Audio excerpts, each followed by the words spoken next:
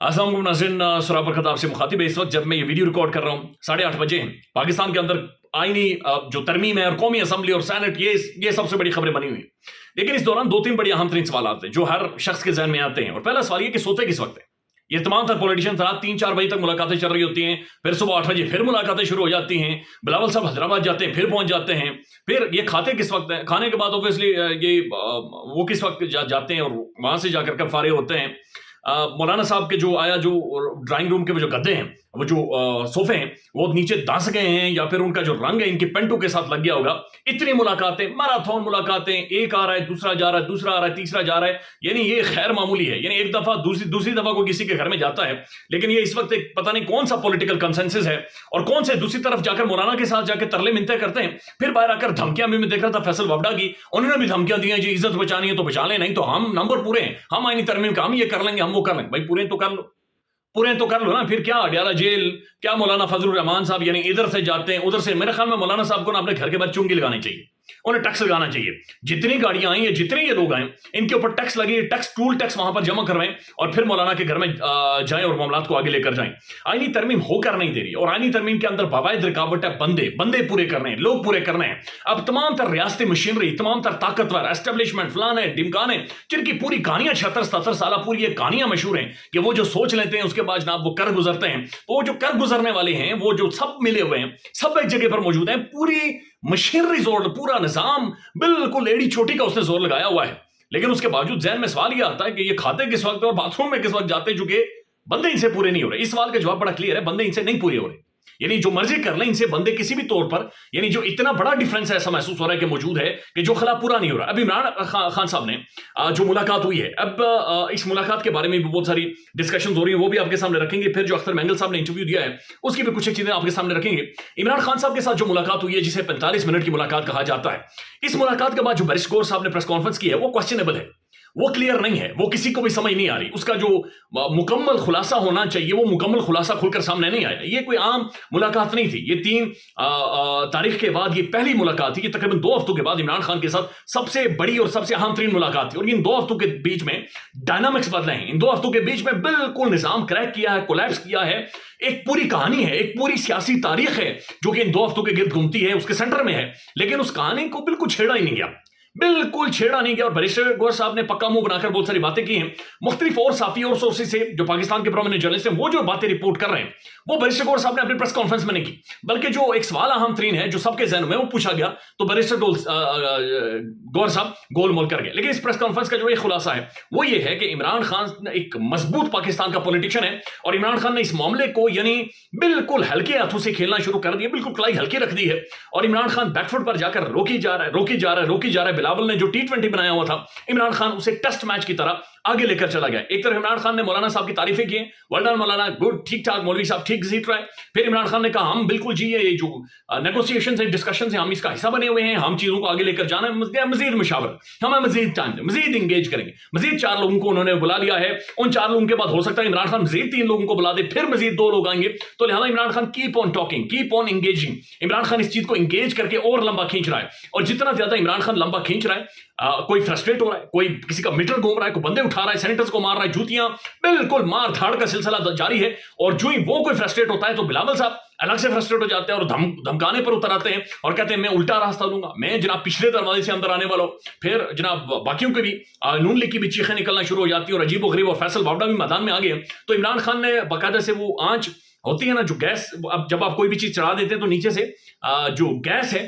वो इमरान खान डिसाइड कर रहा है कि कितनी तेज करनी है और कितनी आस्था करनी है। लिहाजा इमरान खान ने बिल्कुल हल्की आंच के ऊपर ये पाए चढ़ा दिए हैं और उन्होंने कहा ये करते रहेंगे, गुड़ गुड़ की आवाजें आती रहेंगी, बनते रहेंगे। लेकिन जब तक इमरान खान का कॉन्सेंट नहीं होता ये आईनी तरमीम नहीं हो सकती।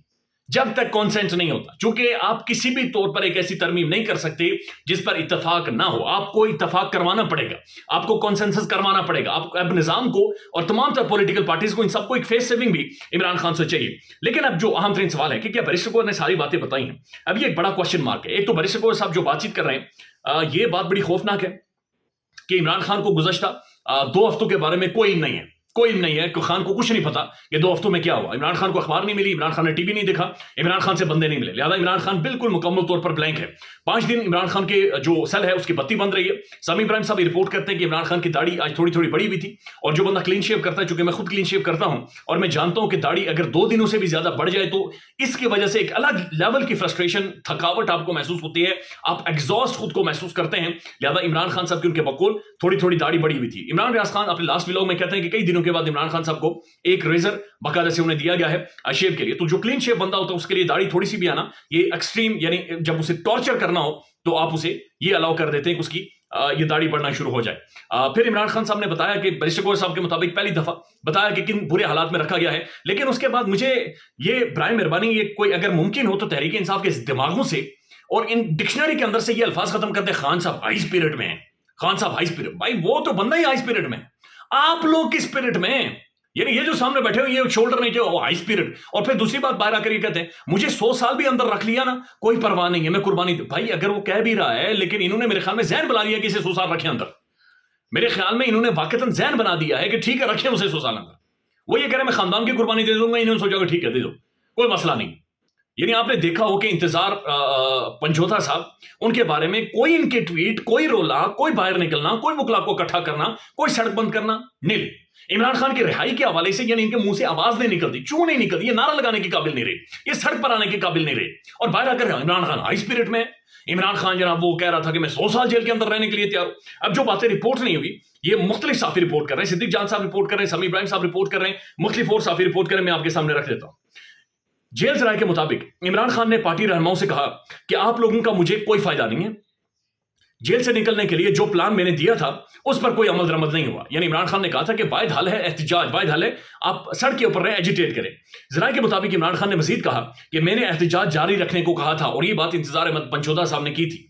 आपके तमाम एहतिजाज फ्लॉप, अब ये मुख्तलिफ जो चूंकि ये जंग अखबार कोट कर रहा है तो एहतिजाज फ्लॉप हुए हैं, ये खुद से उन्होंने बहुत सारा मसाला भी डाला है।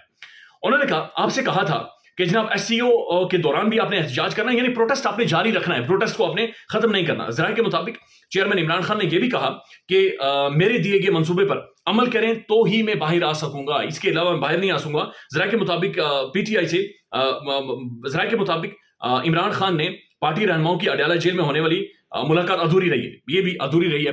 अब जो इमरान खान के हवाले से कम से मेजर सवाल था अली अमीन गंडापुर साहब के हवाले से, वो उसका कोई जवाब नहीं मिला। उसके बारे में वो कहा कि इमरान खान गंडापुर के साथ खड़ा है, कैसे खड़ा है, कैसे खड़ा है? क्या इमरान खान ने जो प्लान दिया था उस प्लान पर अमल दरामद नहीं हुआ? गंडापुर किधर से खिसक किधर से गया? क्या इमरान खान ने ये सारी कहानी सुनी है? तो वो ये कहते हैं कि 45 में से 15 मिनट इमरान खान अपनी जेल के बारे में बताता रहा, पीछे बचे आपके पास 30 मिनट, और अगर 30 मिनट में ये सिर्फ मौलाना साहब और ड्राफ्ट के हवाले से बातचीत की तो अली अमीन गंडापुर वो सारी जो 2 हफ्तों की कहानी थी वो गोल मटोल हुई है और उसके बारे में कोई खबर या कोई इतलात नहीं आई है। लेकिन बहरहाल इमरान खान ने यह कह दिया कि इस मामले को फिलहाल हमने लिंगर ऑन करना है, लंबा करना है, जितना लंबा खींच सकते हैं, फिलहाल एग्जॉस्ट करें, फिलहाल इन्हें फ्रस्ट्रेट करें, फिलहाल इन्हें थकाएं, इन्हें थकाने की तरफ ले जाना है। समी इब्राहिम साहब ये रिपोर्ट करते हैं कि इमरान खान ने इन्हें यह कहा कि जब तक मंसूर अली शाह साहब का नोटिफिकेशन जारी नहीं होता तब तक डी चौक में बैठो, वहां पर बैठो, प्रोटेस्ट करो, एहतजाज करो, सड़क के ऊपर माहौल गर्म करके रखो। ये भी रिपोर्ट नहीं हो रहा, और बताया जा रहा है समी इब्राहिम साहब ये कहते हैं कि इमरान खान ने कहा कि मेरी रिहाई वाहिद उस चीज से होगी कि जब आप सड़क के ऊपर एजिटेट करोगे, दबाव डालोगे, क्योंकि इमरान खान के जहन में रखें कि बेगुनाह बंदा है जेल के अंदर, यानी वो बंदा जिसे 5-7 करोड़ अवाम ने वोट दिया है, वो बंदा जिसके जो पाकिस्तान का सबसे बड़ा इस वक्त का लीडर है, उसे जबरदस्ती जेल के अंदर रखा गया है, बेगुनाह उस बंदे को रखा गया है। और बाहर ये जो सारे हैं कि कोई मौलवी के यहां जाकर बिस्किट खा रहा है, कोई किधर बिस्किट खा रहा है, यानी समझ से बाहर। अख्तर मैंगल साहब, अब अख्तर मैंगल साहब जो कहानी सुना रहे हैं, ये कहानी बहुत सारे साफी बाई भी नहीं कर, ये बात ध्यान में रखें कि अख्तर मैंगल साहब के बारे में कहा जा रहा है कि ये भी असल में किसी और के दानिब से सी टीम के तौर पर खेलते हैं, लिहाजा बहुत सारी चीजें बाई नहीं कर सकते। अख्तर मैंगल साहब ये कहते हैं कि मैंने वज़ीर आज़म शहबाज शरीफ से कहा कि मुझे ड्राफ्ट दें, जब वो वोट मांग रहे थे, तो मैं उसके बाद बताता हूं। वो कहते हैं उन्होंने मुझे ड्राफ्ट नहीं दिया। मैंने बिलावल से कहा ड्राफ्ट दें, बिलावल ने भी मुझे ड्राफ्ट नहीं दिया। उन्होंने कहा कि हमारे 2 सेनेटर्स हैं, एक सेनेटर के बारे में उन्होंने कहा कि उनके बेटे ने कहा कि हम उन्हें डायलिसिस के लिए लेकर गए, लेकिन वहां पर फोर्सेज के लोग आ गए। उनसे पूछा गया कि फोर्सेज के कौन से लोग थे, उन्होंने कहा कुछ वर्दी में थे और कुछ बगैर वर्दी के थे। उन्होंने आकर उस वाले इनके जो सेनेटर साहब है मैंगल साहब के, उन्हें उठा लिया, फिर उनके बेटे को भी गायब कर लिया, फिर उनके ड्राइवर को भी गायब कर लिया। फिर जो नसीमा एहसान साहबा हैं, इनके बारे में कहा गया कि जनाब इनसे जब मेरी फोन पर बात हुई तो इन्होंने कहा कि जनाब इन्होंने मेरे बेटे को उठा लिया गया, इन्होंने पहले मेरे शोहर को उठा लिया, پھر میرے بیٹے کو اٹھا لیا اور پھر میرے گھر میں ایک چھوٹا بچہ تھا اور ایک چھوٹی بچی تھی. تو مجھے خفیہ لوگوں نے یا خفیہ ہاتھوں نے یہ کہا کہ آپ جائیں اور جا کر اپنے شوہر سے مل کر آئیں اور بے فکر رہیں, ہم آپ کے چھوٹے بچی اور بچے کے پاس موجود ہیں. شوہر سے نہیں مل کر مسجد کے ساتھ, بلکہ آپ جائیں اور لنچ کر کے آئیں پارلیمنٹ کے اندر, جو شہباز شریف صاحب نے زورانہ اور وہ جو عشائیے وغیرہ دیتے رہتے ہیں. تو انہوں نے کہا کہ میرے دونوں سینیٹرز غائب ہیں, دونوں سینیٹرز کے بارے میں کوئی پتہ نہیں ہے, کوئی پارٹی کی ڈائریکشن نہیں, آپ نے ووٹ دینا ہے.